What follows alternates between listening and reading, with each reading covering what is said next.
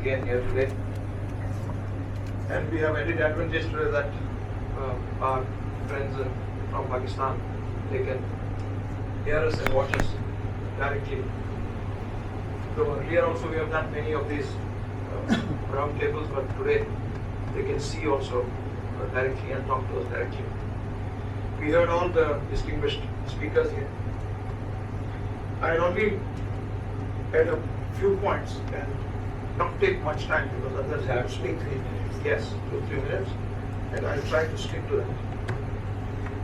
The basic thing is that we were very lucky that in April we got off, and it was a touch and go for an ended conflict. And like we point out to each other, and God forbid it can go out of hand.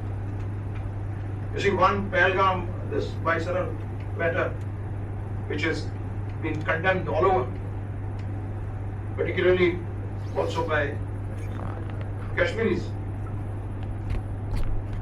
How can you say that, God forbid, something can take place any day? It could be smaller or bigger. Where do we go at that time? That is something that has to be addressed in such gatherings and with people who are at the helm of affairs in Pakistan and here in our country, in India.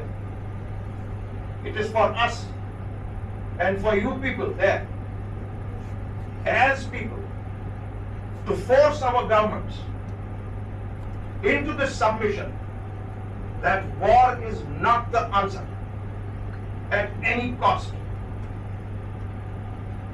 We cannot play with lives, we cannot play with countries. Yesterday or day before, there has been a Kensington Declaration in London. It is signed by Britain and Germany. And they have been worst sufferers of the war. They have literally shelled London and Germany to shreds.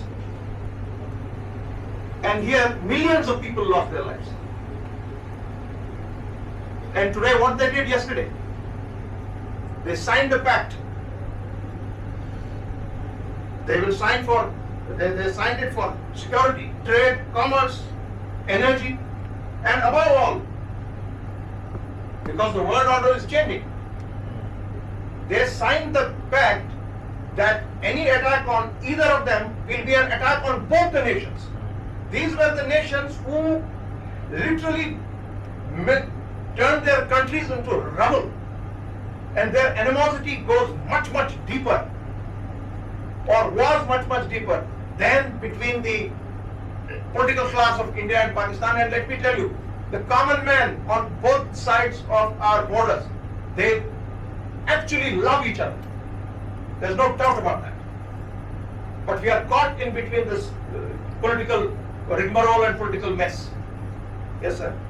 So this is very important. If that can happen in London between Germany and Britain, why can't it happen between India and Pakistan? Secondly, let's not beat about the bush. We have issues. We have a major issue. Some people are ready to talk about it, some are not. We have to take the people of Jammu and Kashmir on board, on both sides of the line of control.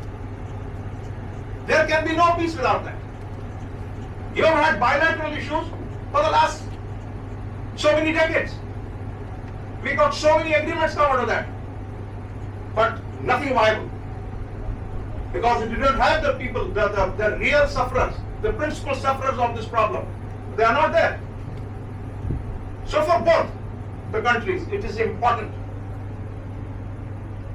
to hold dialogue. Dialogue is the only way out. And also, please take into consideration, please take on board the people of Jammu, Kashmir and Ladakh. And what has happened with us on 2019, 5th August? That is unacceptable. Breaking us into two union territories, unacceptable. Removing Article 370, absolutely unacceptable.